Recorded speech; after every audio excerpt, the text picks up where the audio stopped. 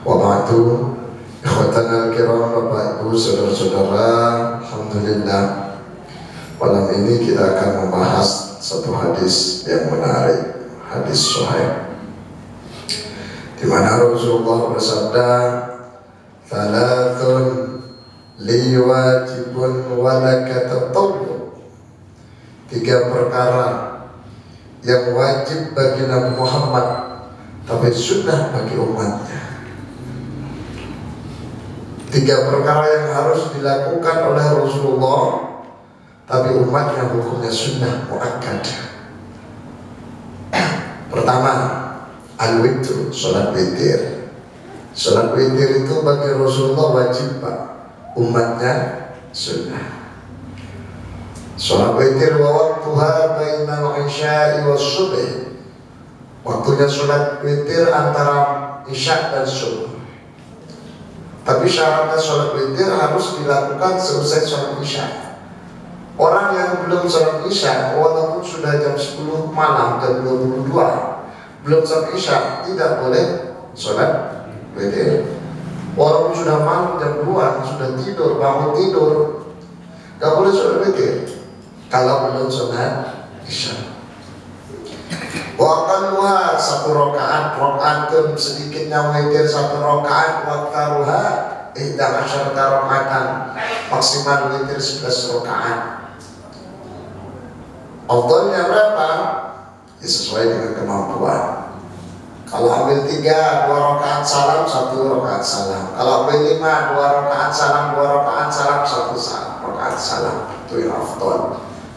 Kenapa? Sholatul lail matna matna, kata Rasulullah. Sholat malam itu 2 rakaat salam, 2 rakaat salam. Witir.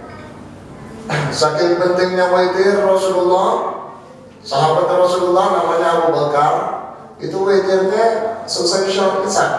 Habis isya langsung witir Abu Bakar, Pak. Pertanyaannya, apakah Abu Bakar itu gak tahajud, Pak? Oh, tahajud. Apakah Abu Bakar tidak qiyamul lail? Qiyamul lail.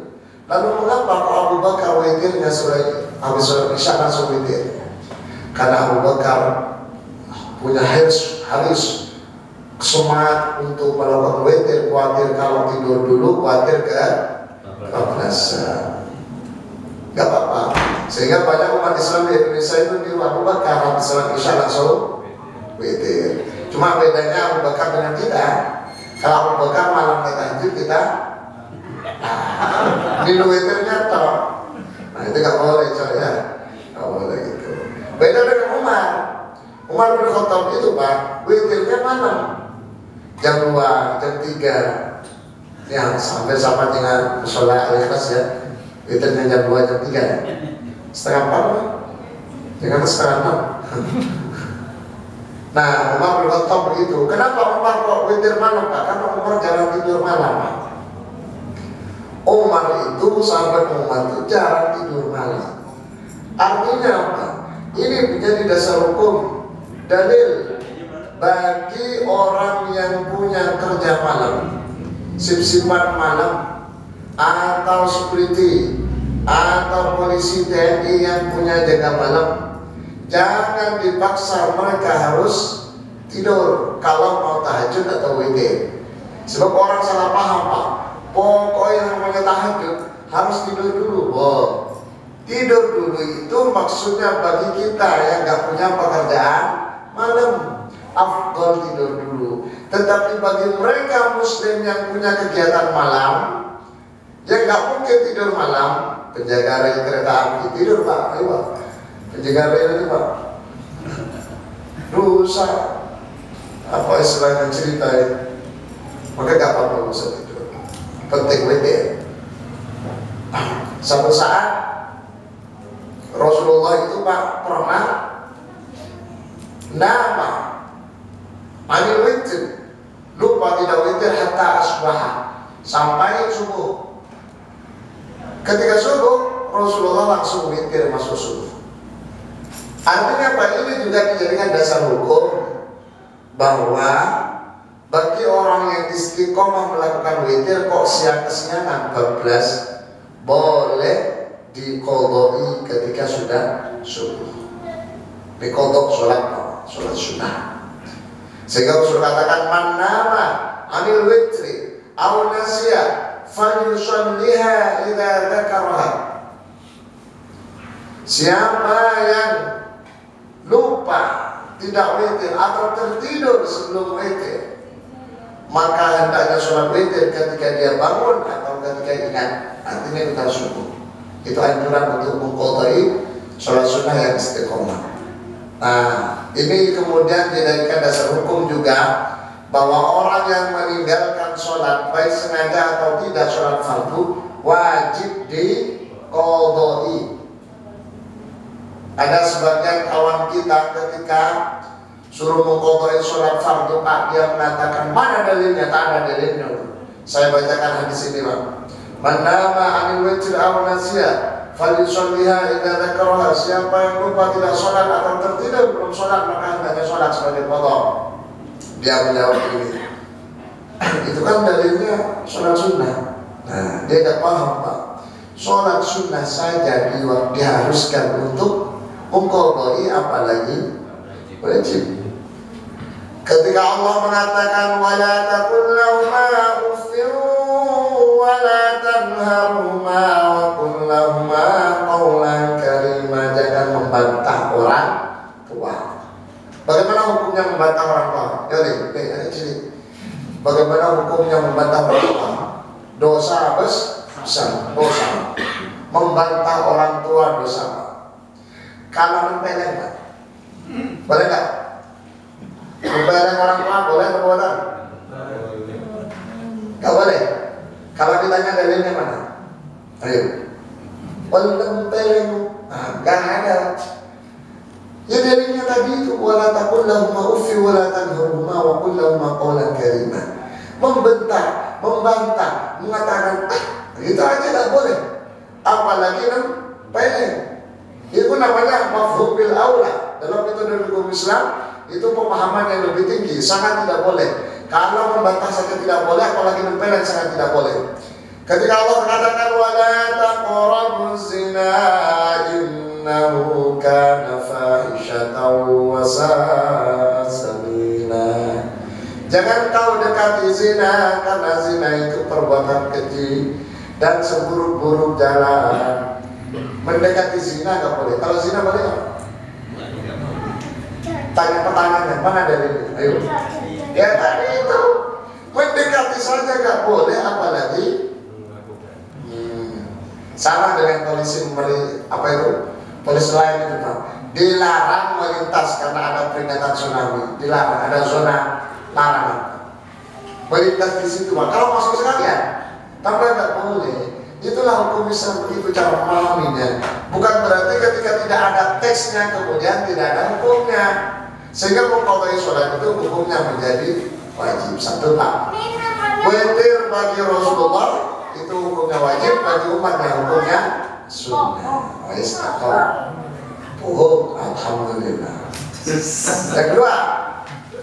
Yang kedua, Pak. Yang wajib bagi Rasulullah umatnya sunnah adalah duha, sholat duha wajib bagi Rasulullah. Sholat duha minimal 2 rakaat, maksimal 12 rakaat. Lumrahnya atau afdolnya 8 rakaat. Kita sunnah, Pak. Maka orang yang terbiasa sholat duha, Pak, orang yang terbiasa sholat duha, insya Allah, Pak, utangnya cepat nyaur. Saya setuju. Terus dia rezekinya tambah lancar. Insya Allah kalau karir cepat, kalau hakim cepat menjadi hakim agung. Kalau jadi pegawai nanti Mas Bram ini calon ketua MKT. Ya saya itu cepat suki, Pak. Kok ada kawan kita, Pak Ustadz, itu gimana itu? Kita kan sudah berdoa mulai subuh, mulai SMP, duha lancar mulai SMP diajari sampai saya jadi guru SMP. Jadi mulai setelah SMP sampai jadi guru SMP menjelang pensiun, kok gak suki-suki? Nah itu berarti pancen nasibnya miskin. Takdirnya menjadi orang miskin harus diterima. Jika ada orang ahli ibadah, suki, ahli Tuhan, suki itu cocok dengan surat An-Nahl 97. Surat An-Nahl 97 disebutkan, man amila sholihan min dzakarin aw untha wa hum mu'minun falanuhyiyannahu hayatan thayyibah wa lanajziyannahum ajrahum bi ahsani ma kanu ya'malun. Jelas. Orang yang baik, ahli ibadah, ahli Tuhan, suki. Ada orang ahli Tuhan, tahajud ahli ibadah, kok miskin, cocok dengan surat Al-Baqarah ayat 155.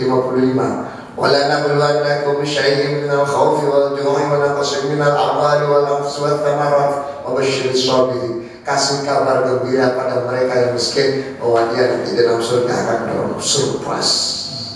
Allahumma amin. Kalau hidup pengen suki miskin Pak? Suki. Pilihannya pengen suki di dunia, suki harta benda, dengan suki di akhirat tapi miskin di dunia. Dunia akhirat suki. Kelompok yang pertama sesuai dengan surat An-Nahl ayat 97.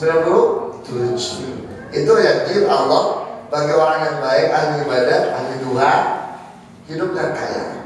Oke. Pertama witir yang wajib bagi Rasulullah umatnya sunnah. Yang kedua duha wajib bagi Rasulullah umatnya sunnah. Yang ketiga wal udhiyah, kurban. Nah, siap dikorbankan Pak ya?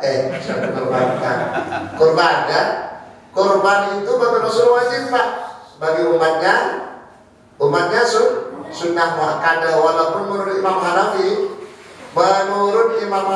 kurban itu wajib Pak.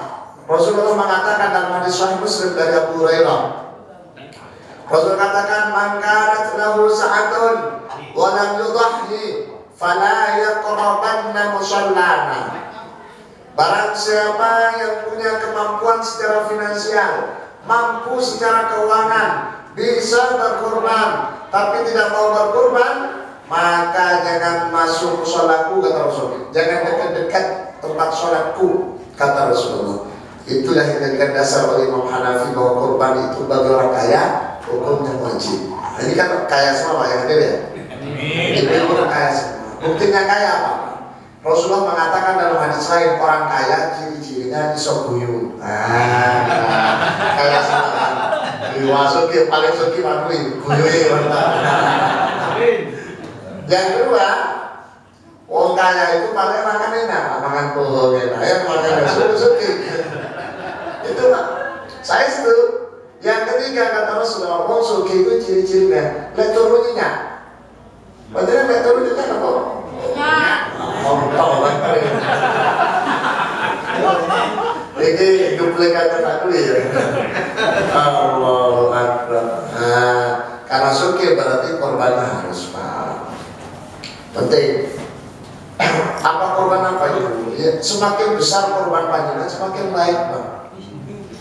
Rasulullah pernah berkorban 2 ekor kambing. Rasulullah pernah berkorban onta. Bahkan Rasulullah pernah berkorban 100 ekor onta. Ayo. Sahabat semua berkorban. Sahabat Jabir berkorban onta. Sahabat yang lain ada berkorban sapi untuk 7 orang. Ada yang gak punya sapi, gak punya onta, punya ayam. Bukan punya apa? Bakarul Wahsy itu punya banteng Pak. Banteng disembelih. Ada tuh hadis. Sahabat gak punya apa, punya banteng disembelih. Ada yang gak punya apa-apa, punya khail itu kuda disembelih. Kuda itu boleh dimakan Pak. Cuma Allah gak boleh Pak, karena dagingnya atos. Ada sahabat bilang Pak datang membawa bebek. Etek menyembelih etek. Ada sahabat Abu Hurairah menyembelih ayam. Tetapi itu diikuti.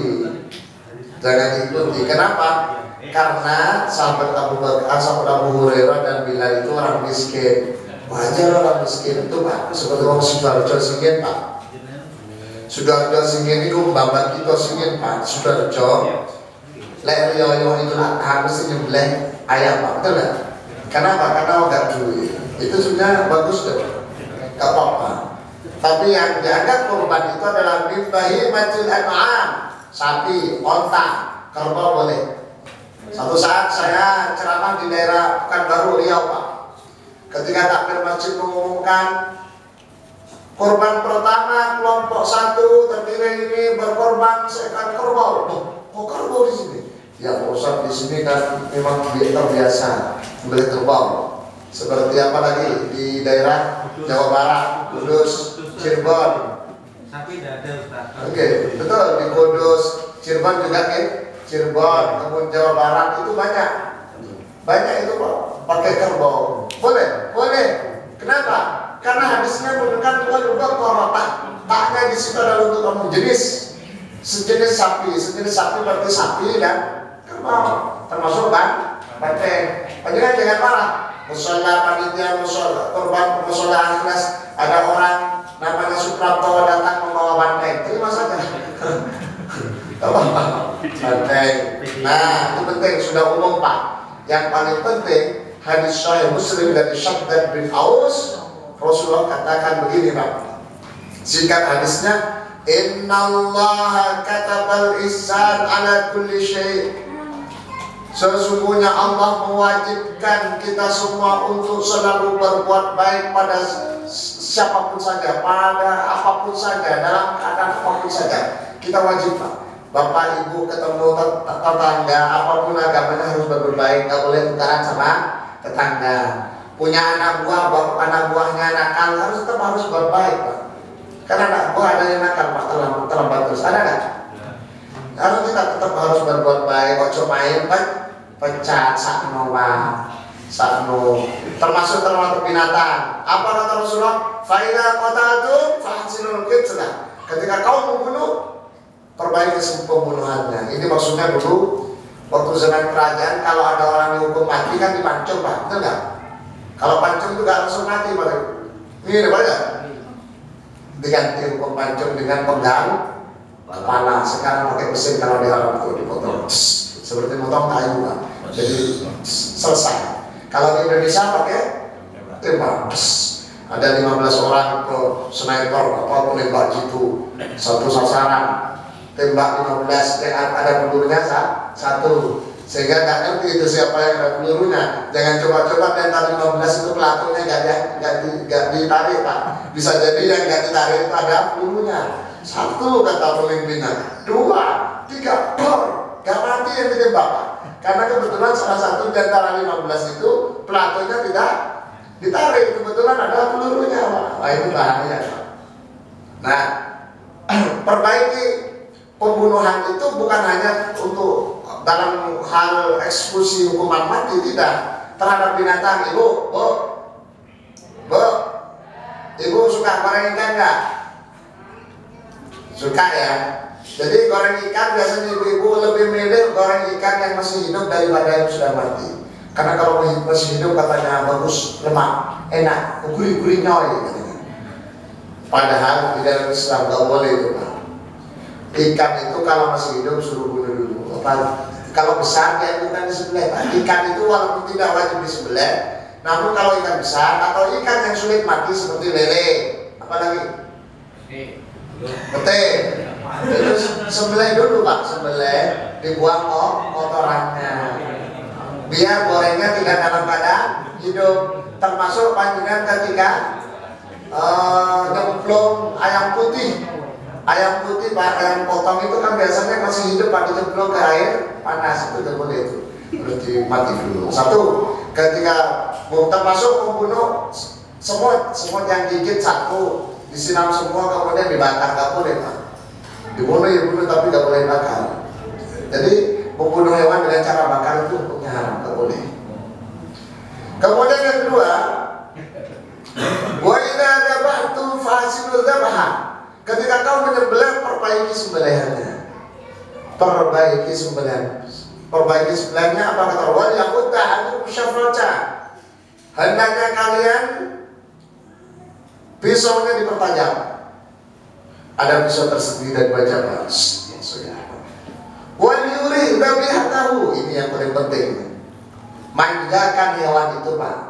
Jadi hewan yang mau disembelih jangan stres Pak. Cukup tene-tene. Oh, sebelah pun.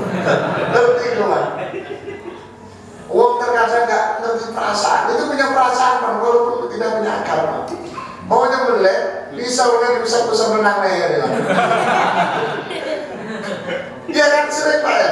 Kan habis nyembelih sapi pertama, kan agak kotor.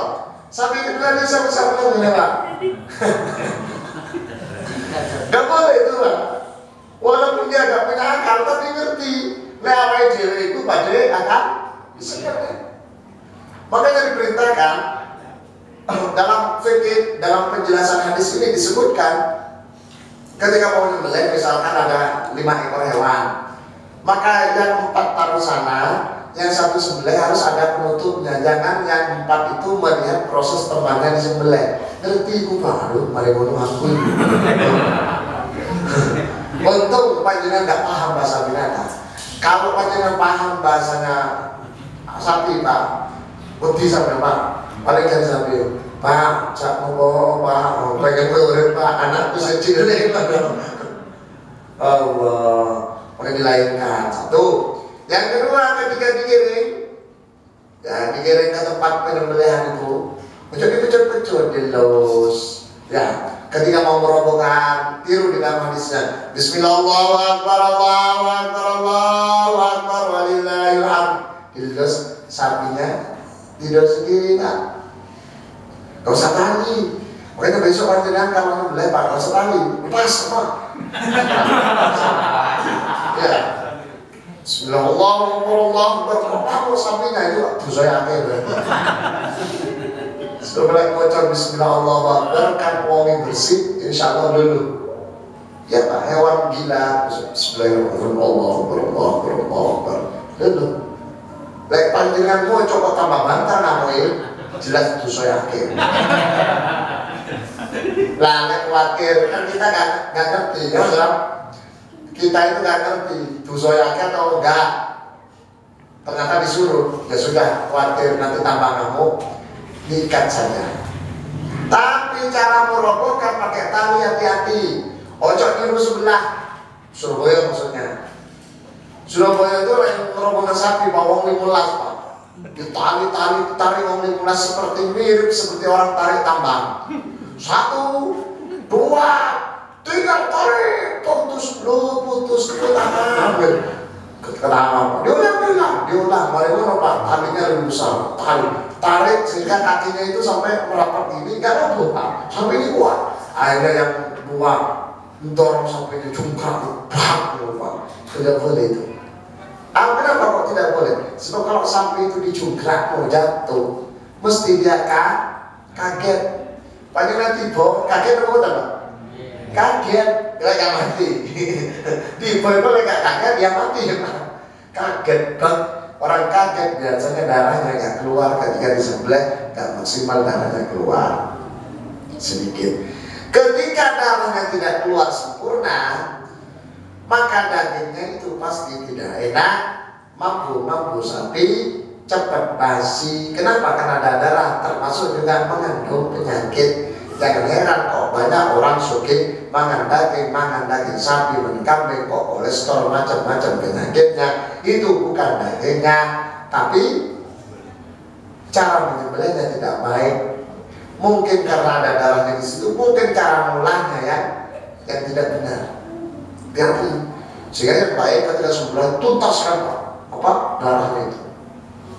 Tuntas, nanti setelah itu digantung biar netes.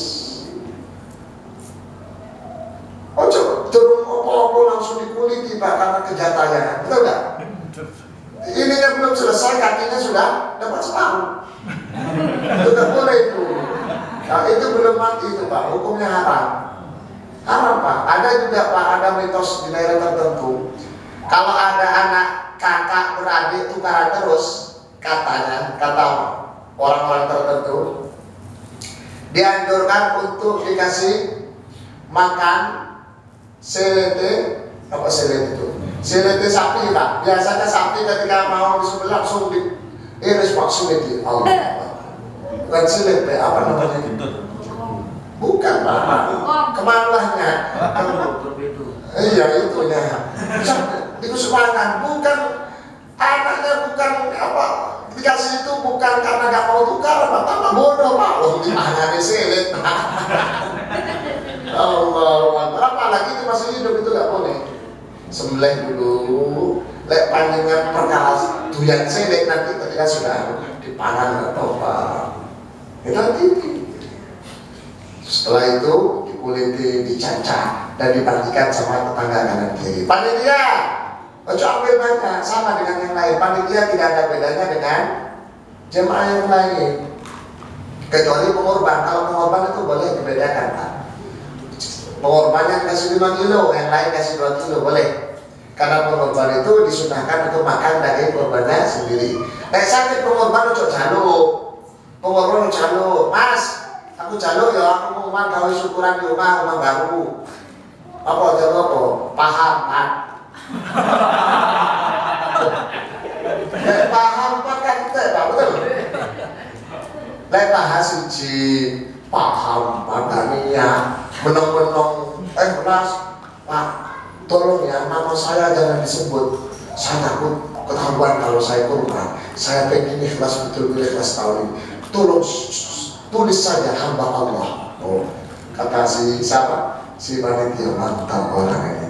Terus habis tulis hamba Allah. Setelah itu dia bilang, Mas, tapi saya minta paham. Lah, hamba Allah minta paham. Gak boleh kalau ditulis hamba Allah jangan minta paham. Sebab kalau ditulis minta paham pasti nanti yang ngantar ke rumahnya siapa ini? Hamba Allah. Ayo, ada alamatnya kan? Lah, ya yang ketahuan nanti. Gak usah begitulah, gak usah lebay. Tulis tulisan, yang penting gak minta diumumkan. Diumumkan oleh panitia mantap sebagai transparansi. Biar jelas, tidak ada kecurigaan di antara kita. Gak apa-apa diumumkan, tapi kita jangan minta. Tolong diumumkan ya, bahwa saya tahun ini berkorban, kemarin juga berkorban. Tolong kalau perlu harganya disebutkan ini. Ini harga sapi berbeda dengan yang itu. Ini 35 juta, sebutkan belinya di ini. Nah, itu kan gak niat itu. Pamer namanya, Pak. Kalau perlu sapi semacam itu jangan disembelih, pamerkan, Pak. Dipamerkan aja kalau disembelih. Itu paling. Allah Akbar. Jangan. Jadi orang mengatakan jangan ditulis saya, tulis hamba Allah. Itu riya, Pak. Tidak boleh, bilang itu riya, tidak bagus. Kan banyak orang, Pak, jangan ditulis, jangan ditulis. Tapi kalau ada orang tanya, kasih tahu ya. Jangan ditulis, kalau kasih tahu ya, bodoh. Nah, ini yang paling penting dua itu, Pak. Jadi pisaunya harus tajam, kemudian sapi harus dimanjakan, dirobokkan, jangan dijungkrakmu. Kenapa jungkrakmu? Didorong jangan. Apa istilahnya harus pelan-pelan. Makanya kalau panjenengan Bapak Ibu ada yang jaga nggak? Jaga. Ini. Jaga. Kalau jaga kan tukang diminta ya. Maksud saya tukang merobohkan. Tukang merobohkan itu kalau nggak tahu, lihat tutorial di YouTube, Pak, cara merobohkan sapi yang bagus. Sudah. Oh, sudah tahu? Sudah tahu? Wah, mantap. Sudah dipraktekkan. Sudah praktek di sini. Iya. Ada sapinya di sini. Oh, enggak. Di mana? Ada sapi ini. Oh iya, sapi ini. Sapi-sapian. Sosialisasi. Oh, Sapi-sapian. bagus. Sudah praktek belum?